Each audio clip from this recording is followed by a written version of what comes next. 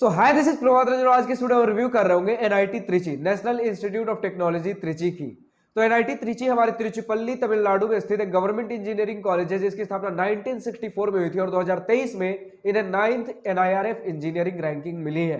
तो आज की इस वीडियो में सबसे पहले क्विकली जितना भी इंटरनेट पर डेटा अवेलेबल है, like placement, admission process, cut off fee structure, ये सारी चीजें डिस्कस करने के बाद इत्मीनान से college and hostel life discuss कर रहे होंगे। तो सबसे पहले अगर बात कर ले प्लेसमेंट की, तो 2022 का प्लेसमेंट परसेंटेज का स्क्रीनशॉट आपके सामने लगा हुआ है। लाइक कंप्यूटर साइंस इंजीनियरिंग में 98%, electrical electronics engineering 93.7%, electronics and communication 89% और बाकी सारे ब्रांचेस का आप देख सकते हो। इसके बाद अगर हम बात कर ले 2023 का, हमारे पास ऑनगोइंग डेटा है। लाइक मीडियन पैकेज का आप स्क्रीनशॉट देख पा रहे हो। कंप्यूटर साइंस इंजीनियरिंग में 29 एलपीए, ईसी में 23 एलपीए। ऐसे अगर हाईएस्ट पैकेज की बात कर ले तो कंप्यूटर साइंस में आपका 52.89 और यही हाईएस्ट पैकेज आपका इलेक्ट्रिकल एंड इलेक्ट्रॉनिक्स में भी गया है, इलेक्ट्रॉनिक्स एंड कम्युनिकेशन में भी है, इंस्ट्रूमेंटेशन एंड कंट्रोल इंजीनियरिंग में भी है। तो अब चलिए बढ़ते हैं एवरेज पैकेज की तरफ। तो एवरेज पैकेज में सबसे ज्यादा जो गया है वो computer science engineering as expected 27.27 LPA. अगर हम बात कर ले इलेक्ट्रॉनिक्स कम्युनिकेशन की तो 23 एलपी और बाकी सारे ब्रांचेस का आप दिए गए स्क्रीनशॉट में देख सकते हो। एडमिशन प्रोसेस की बात कर ले तो हर एनआईटी की तरह सबसे पहले आपको जेई मेंस का एग्जाम देना होगा और जोसा सीसैप काउंसलिंग में बैठना होगा। जो भी आपके जेई मेंस में रैंक आए होंगे उसके बेसिस पर आपको जोसा सीसैप काउंसलिंग में कॉलेजेस और ब्रांचेस अलॉट हो जाएंगे। बात कर ले कट ऑफ की तो आपके सामने जोसा 2023 राउंड 6 का general student gender neutral category का स्क्रीनशॉट लगा हुआ है। सबसे पहले अगर होम स्टेट की बात कर ले तो कंप्यूटर साइंस इंजीनियरिंग राउंड 6 में 5164 पर क्लोज हुआ था। बाकी सारे ब्रांचेस का आप देख सकते हो। ऐसे अगर बात कर ले अदर स्टेट में कंप्यूटर साइंस इंजीनियरिंग की तो ये क्लोज हुआ था आपका 1509 रैंक पर। तो अदर स्टेट वालों के लिए बहुत हेवी कट ऑफ रहता है। तो इसी प्रकार अगर आपको हर राउंड, हर कैटेगरी, हर ईयर का कट ऑफ जानना है तो आप कॉलेज प्रवेश की वेबसाइट पर विजिट कर सकते हो। बात कर ले फी स्ट्रक्चर की तो आपके सामने डिटेल्ड फी स्ट्रक्चर का स्क्रीनशॉट लगा हुआ है। Like institute fee, tuition fee, hostel and mess fee, सारी चीजें हैं। हर एनआईटी की तरफ आपका ट्यूशन फी 62,500 ही लग रहा होगा। अगर आप एससी एसटी कैंडिडेट हो तो पूरा ट्यूशन फी माफ होता है, बट बाकी सारे फी लग रहे होते हैं। अगर आप ओबीसी जनरल कैंडिडेट और 1 लाख से नीचे का इनकम सर्टिफिकेट जमा करते हो तो आपके लिए भी पूरा ट्यूशन फी माफ है, लेकिन बाकी सारे फी लग रहे होंगे।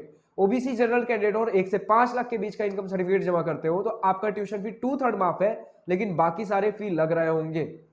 तो अगर इन टोटल हम बात कर ले आपका पूरा 4 साल का फी स्ट्रक्चर जो हो जाता है, अगर कोई फी रेमिशन या ट्यूशन फी नहीं वेवियर नहीं है तो आपका लगभग 9.5 लाख के अंदर हो जाएगा। बट अगर आपका पूरा ट्यूशन फी माफ है तो 4.5 लाख के अंदर अंदर आपका पूरा 4 साल का बीटेक निपटने वाला है। तो यहां खत्म होता है हमारा जो इंटरनेट पर डेटा अवेलेबल होता है, डेटा, स्टैटिस्टिक्स, ये सारी चीजें। अब फाइनली हम मूव करते हैं कॉलेज एंड हॉस्टल लाइफ के ऊपर। तो सबसे पहले स्टार्ट करते हैं इस पॉइंट से कि 800 एकड़ का बहुत शानदार लश एंड ग्रीन कैंपस है। इंफ्रास्ट्रक्चर बहुत सही है, लेकिन फिर भी एक छोटा सा दिक्कत बताते हैं स्टूडेंट्स कि इंफ्रास्ट्रक्चर फैसिलिटीज तो सारी अवेलेबल है, बट फिर भी 800 एकड़ को जिस तरीके से यूटिलाइज किया जा सकता था उस हिसाब से यूटिलाइज नहीं किया गया है। यानी कि फैसिलिटीज आपको पूरी दिखने को मिलने वाली है, लेकिन फिर भी आप और एक्सपेक्ट करोगे कि इससे भी बेटर हो सकता था और बेटर हो सकता था। फैसिलिटीज में लाइक आपके सामने स्विमिंग पूल भी मिलने वाला है, बहुत सारे स्पोर्ट्स फैसिलिटीज, जिम, बहुत सारे, जितना भी आप फैसिलिटी सोच सकते हो सब कुछ मिलने वाला है।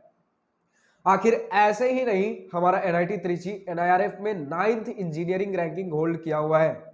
एक छोटी सी दिक्कत और बताई जाती है कि लगभग शहर से 17 से 18, 20 किलोमीटर दूर आपके शहर से पड़ जाता है, तो शहर जाने में थोड़ी सी दिक्कत हो सकती है।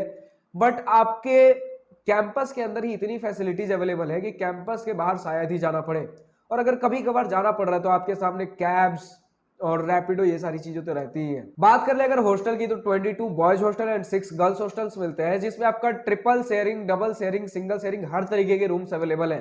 फर्स्ट ईयर में आपका ट्रिपल शेयरिंग रूम मिलता है, जिसके अपने फायदे हैं कि आपके फ्रेंड्स के साथ घुलना मिलना अच्छे से हो जाता है, क्योंकि सेकेंड ईयर के बाद आपका सिंगल सीटर रूम मिल जाएगा। तो उस समय से आप फेस करोगे कि उतना ज्यादा घुलना मिलना नहीं हो पा रहा है, अपने ही रूम में बंद है, तो बहुत बढ़िया अपॉर्चुनिटी होता है। जितने भी आप कॉलेजेस में देखोगे सिंगल सीटर रूम्स वाले, उनमें 95% केसेस में आपको फर्स्ट ईयर में डबल सीटर या 3 सीटर या 4 सीटर ही देखने को मिलेगा। इससे आपकी बॉन्डिंग बढ़ती है। मान लेते हैं आप इंट्रोवर्ट नेचर के हो बट आपका रूममेट एक्सट्रोवर्ट है, तो उसके वजह से आपके रूम में और लोगों का आना जाना लगा हुआ है, तो यहाँ से फ्रेंडशिप बनती है, लोगों में जान पहचान बनता है। आप हॉस्टल में आए ही इसी चीज की वजह से हो कि ज्यादा से ज्यादा लोगों के साथ घुलना मिलना होगा और खुलेंगे हम थोड़ा सा ज्यादा। अलग अलग आप डाइवर्सिटी क्यों ढूंढते हो कॉलेज में कि थोड़े से इस रीजन के भी लोग हो, उस रीजन के भी लोग हो, ताकि डाइवर्सिटी हो तो हर तरीके के लोगों के बारे में जानने को मिले। तो तभी जानोगे जब लोगों के साथ उठोगे बैठोगे। तो फर्स्ट ईयर में जो आपको मल्टीपल सीटर वाला रूम मिलता है उसका ये अपॉर्चुनिटी यही है। अब एक बार जब फर्स्ट ईयर में जान पहचान हो गई, सेकंड ईयर में फिर सिंगल सीटर रूम मिल गया, फिर अपना पढ़ाई लिखाई भी करिए, अपने काम पर फोकस भी करिए और जान पहचान तो बनी गई है, तो दोस्तों के साथ अब रूम में घूमना भी हो जाएगा, उठना बैठना भी हो जाएगा। एक छोटी सी दिक्कत बताई जा रही है, आपका साउथ में कॉलेज पड़ता है तो बहुत सारे जो टीचर्स है वो आपके साउथ के ही टीचर्स है, तो एक्सेंट आपको साउथ में मिलने वाला है, लैंग्वेज बैरियर आ सकती है, लैंग्वेज प्रॉब्लम होने वाला है नॉर्थ वाले स्टूडेंट्स के लिए, बट कोई नहीं, धीरे धीरे रहते रहते लोग सीख जाते हैं। आपके 50% स्टूडेंट्स नॉर्थ के ही रहने वाले, तो एनआईटीज में यही थोड़ी सी दिक्कत हो जाती है कि लैंग्वेज बैरियर होता है, क्योंकि 50% स्टूडेंट्स उन्हीं के होम स्टेट से रिजर्व होते हैं, और बाकी 50% में भी आपका ऐसा तो नहीं पूरा नॉर्थ आ जाएगा और इधर उधर के भी साउथ के स्टेट्स आने वाले हैं। बट कोई खैर कोई दिक्कत नहीं है, हर साल स्टूडेंट्स यहाँ एडमिशन लेते हैं और हर साल धीरे धीरे आदत हो जाता है, आप एक नया कल्चर सीख के जाओगे। तो एक अगर हर कहते हैं ना हर सिक्के के दो पहलू होते हैं, एक अगर पहलू इनका कौन सा है कि लैंग्वेज बैरियर है, तो दूसरा पहलू यह है कि एक नया कल्चर सीख कर जाने वाले हो नॉर्थ स्टूडेंट्स के लिए। बात कर ले अगर मेस फूड की, तो बहुत तरह तरह के मेस अवेलेबल है। बताया जाता है कि आप पर मंथ अपना मेस चेंज कर सकते हो, यानी कि आपको जिस तरीके का खाना खाना है हर तरीके के खाने अवेलेबल है, चाहे आपको नॉर्थ इंडियन खाना हो, साउथ इंडियन खाना हो, वेज नॉन वेज, सारी चीजें के लिए यहाँ पर बहुत ज्यादा फ्लेक्सिबिलिटी है। अगर हम बात करें कैंटीन एंड कैफेटेरियाज की, वो सारी चीजें भी बहुत बढ़िया अवेलेबल है। हॉस्पिटल भी अवेलेबल है फ्री ऑफ कॉस्ट, जो भी आपको मेडिकल प्रॉब्लम्स आती है, अगर कुछ इलाज करवाना है फ्री ऑफ कॉस्ट आपका यहाँ इलाज हो जाएगा, कोई दिक्कत नहीं आने वाली है। यही सारी चीजें हैं, फैसिलिटीज के मामले में कोई दिक्कत नहीं है। एक्टिविटीज की अगर बात करें, student activities, cultural club, technical team, जितनी चीजें सोच सकते हो सारी चीजें देखने को मिलने वाली है।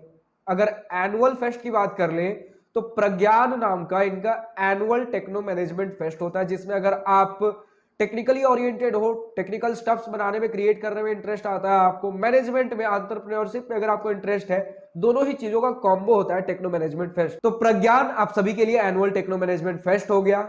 इनका फेस्टेम्बर नाम का बहुत बड़े लेवल पर एनुअल कल्चरल फेस्ट होता है, जिसमें आपका नाच गाना बजाना धूम धड़ाका शोर शराबा जो समझ सकते हो मौज मस्ती होने वाली है। हर साल एक बार सितंबर के महीने में हो रहा होता है। इनका एक और कल्चरल फेस्ट है जो कि इंटर ब्रांच होता है, इनका नाम है एनआईटी टी फेस्ट, और एक्सपोर्ट्स इवेंट तो हो ही रहा होगा।